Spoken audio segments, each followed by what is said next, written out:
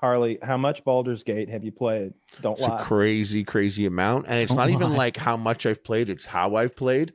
Because I played Mass Effect, my favorite series. I've played through it so many times, and there's something wrong with me. I cannot play a femshep.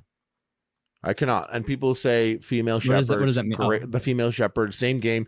It's like incredible way to experience it. Just like I'm just something pathetic about me. And playing lots of games. I never really sway from the type of character that I make. It's either I'm like, this is me, or I'm like, this is a guy I would fuck. And like whenever I create the guy, it's like my ideal guy or my ideal me, something in some weird way. I'm just reading deeper. I'm like, this is a cool mustache, but low key, I'm probably like, I would fuck this guy.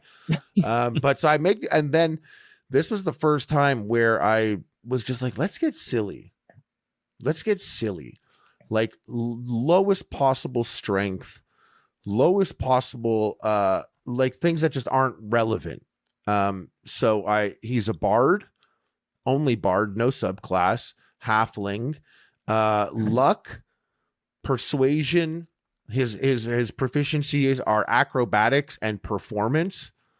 And like all I do is like play the bongos with like my dick out. So he's period, and people love it. Correct.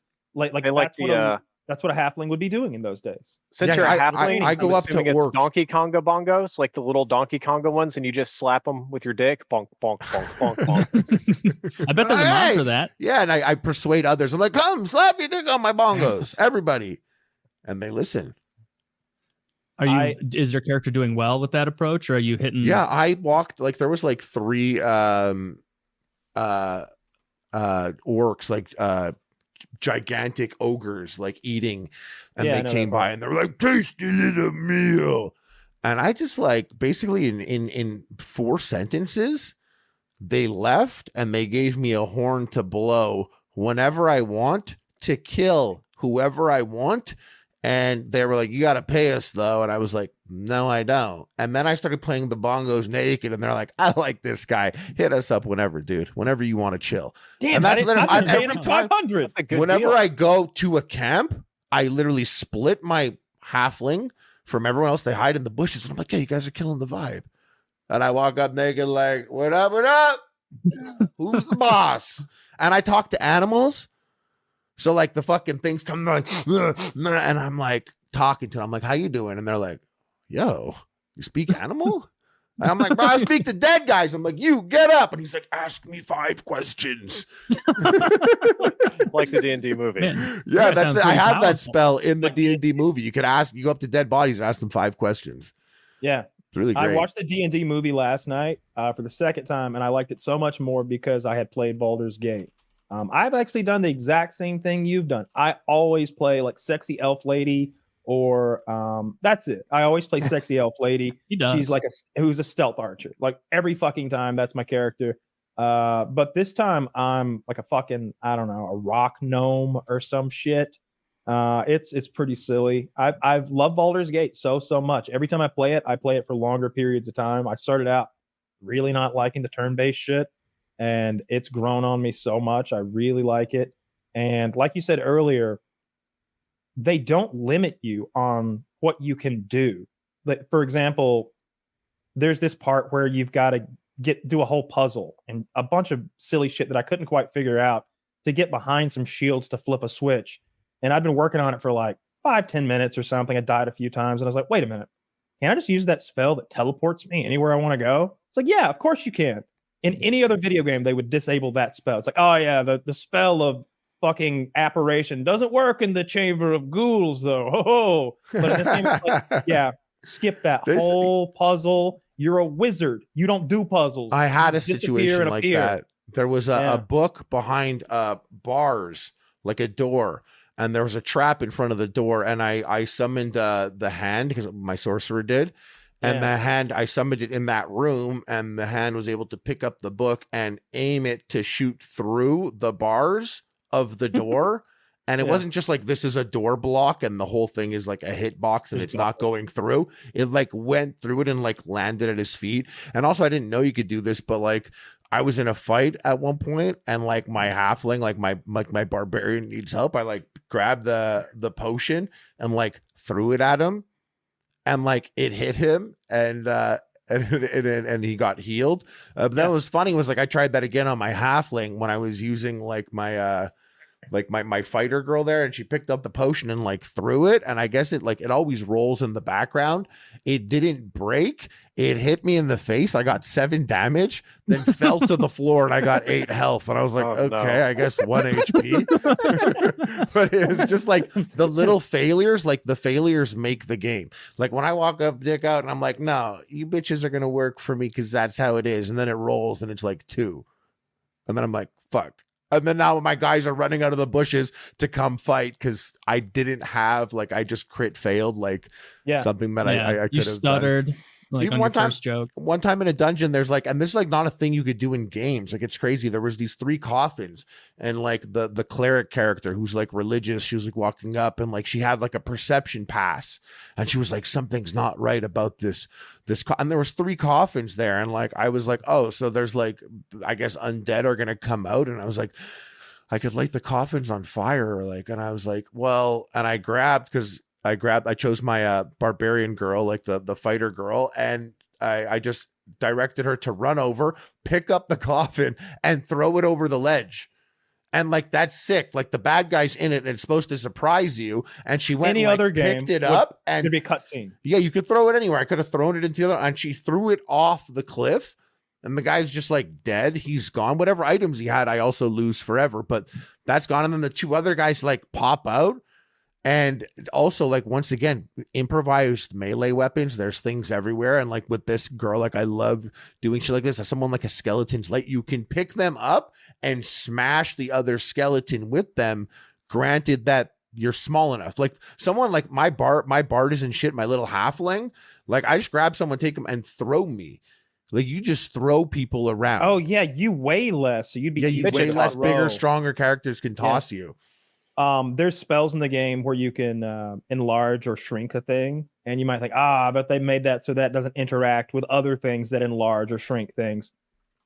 No limit. So you can get your druid to turn into an owlbear, and then he drinks the potion that makes him huge, and then your wizard goes, not big enough. Boom, and you're colossal. You're colossal. So did you get that? I wanted to get that spell. Like it makes you physically bigger. Enlarge, yeah. Okay, because I've been thinking about the concerts I could put on as my halfling bard. If I'm like huge, you can make it even littler. My character is a rock gnome, so she's the same size as your halfling guy. But so I used the spell to shrink her even tinier. So now she's just Thumbelina leading the crew along, and she can go down into cracks in the rock where only the mage hand can usually go. And the game just allows this. It's not invisible walls and barriers and shenanigans. It allows it so well that like other game developers went on Twitter and they're like, guys, we love Baldur's Gate. It's great. Don't set your expectations for this to be the bar of AAA games, because that's not realistic. This game is crazy. And like, I understand in a way, because it's like, well, this game had like 400 people, 4 years, like a huge IP, which they have to pay to use, but still, and like 4 years of early access. Yeah. And having said that, it's also like, yeah, it's true. But some of those games do make a lot of money and spend a lot of money to make them. And, you know, it just might get them to shift their... There's no microtransactions. They're not bilking you for anything. Well, you could buy a cape. Not that someone would do that, would they? You don't just get the cape, Harley. You get the special dye as well. It could be blue or orange. Come on. And look, when I bought that cape, bought the only thing you can buy. When I bought that cape, I had not. I also got the digital soundtrack. There's no way that's on YouTube. Yeah, for free. But it's fine to support the developers because they made a whole ass game that you can play single player. It's not a live service without microtransactions and crap like that, and it's higher quality than the other games. Yeah, Steam Offline. Sure. I'm almost positive it works fine offline because I was playing during a thunderstorm, and if I'd been playing most of maybe every other game that I play, the power had gone out, or not the power, but what happened was the power flashed off, which means that the internet gets knocked out and has to go through that whole reboot process. But I didn't lose my devices. And any other game, I would have had to stop and wait 10 minutes for the thing to reboot. But it just keeps playing. and then it, the cloud updates whenever it gets bandwidth back again. I haven't played a game where I gave a shit about the story or the dialogue, maybe ever. Maybe since Dead Space 1 or 2, like 15 years ago or something. But I'm reading all the dialogue and following the story along. I'm really wanting Shadowheart to figure out, her whole nonsense. And I'm really enjoying the fucking game. It's the best. It's the most fun I've had playing a single player game that I can remember right now. And it's so deep, and it's clearly got so much replayability. I had to go and just re-roll just to see the intro, and I re-rolled the as a half orc, like just full strength, no intelligence or perception. Like I step on every trap and like get angry and stronger. And I played through it, and it's just like crazy that like what I could do. Like I'm seeing like my best friends who I've been venturing with the halfling. Like one of them is a mage. His hand is sticking out of the portal, and he's like, "Help me, please." My orc slapped his hand away, and he's like, "I will perish in here," and it closes up, and he's dead. And I'm like, I love that guy in my playthrough, but Gale's dead now. This mutant playthrough that I'm doing right now is like, fuck. Like one of them also like something happened. I don't want to spoil, but something happened in the middle of the night. And he was like, "Let me explain." And I'm like, "No." And I just killed them. And everyone woke up, and they're like, Astarian's killed that too. guy. That's what I'm talking about. But I didn't want to spoil anything. But yeah. Yeah, that's is that the guy we killed right at the start? No. He's one of your. Oh, we did kill a follower. You can play in a party with friends, right? Like you can queue up and play co-op. My experience with that is it's difficult because if you leave the party, then you're no longer synced with on the same missions and story, and we're all at different levels, I think, now. Okay. I don't know if, I've got a campaign going right now where I'm in Act 2. I don't know if Taylor could jump in with me, even though he hasn't done the prerequisites for a lot of the things that I'm doing right now. Whereas I'll give Diablo some credit. In Diablo, you could absolutely do that. I can be in the middle of a mission, and Taylor can hop on, join me. And he hasn't done the part where he found the book, but we're doing the part where we burned the book, and he can just join in and do the whole fucking thing. But so I don't know about the multiplayer ability in this, but I just play by myself and love it so much. And if it would you be fun don't to stream. burn the book, you get the spell to talk to the dead people from the Dungeons Dragons movie. I haven't gotten there yet to deal with that book yet. With the one with the I've got that in my inventory. That comes later. We got bigger fish to fry. For now. I came across something that lets me talk to the dead. So I'm like, I'm gonna fucking burn this book. But I think I might be. I was gonna say I think I might be further along, or maybe just because I'm a warlock that I've got some abilities that. But I'm in Act 2, and I've got those as bound spells now, so I can talk to the dead and stuff anytime for kind of free. I'm like, it's interesting. The game is, it's like Diablo's like almost mathematical, like on a grid, and this one's like more of a sandbox. Like Diablo's like it's like Diablo's like it's like mathematical in a way, the way that it happens and the timing. You can't do certain things before whatever. This game's kind of like, I don't know how you got in this room here, but keep going, buddy. Sure. I like games like that. Those are the best kind of games. Agreed. The mechanics are what carries the game. Have you played Baldur's Gate, Drifter? Unfortunately, I have not because of my many problems. It's kind of challenging to game. I do play Teamfight Tactics because I only have to click twice about every 30 seconds. But no Baldur's Gate. I have had a lot of people recommend it to me.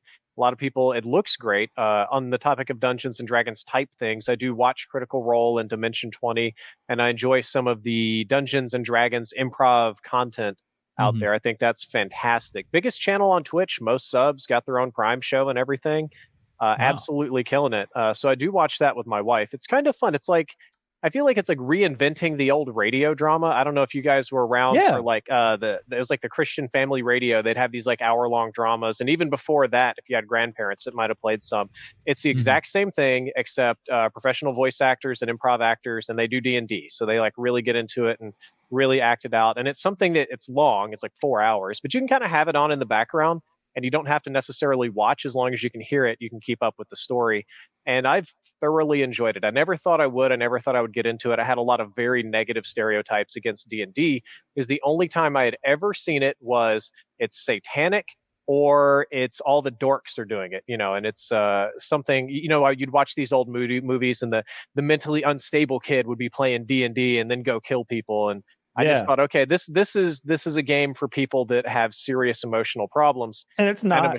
No, it's not. I feel ashamed, but that's what the media made it look like. But you're right about like it was definitely poisoning as a young person to like see the people who were playing D&D and being like, oh, so it would be social suicide at school to go play that game with them. I think I'm going to keep playing COD 4 with my friends on Xbox. See you later, guys. I'm going to band with the cool kids. Yeah. Like, later. I didn't know what I was dealing with it. Did you do it? Dungeons & Dragons?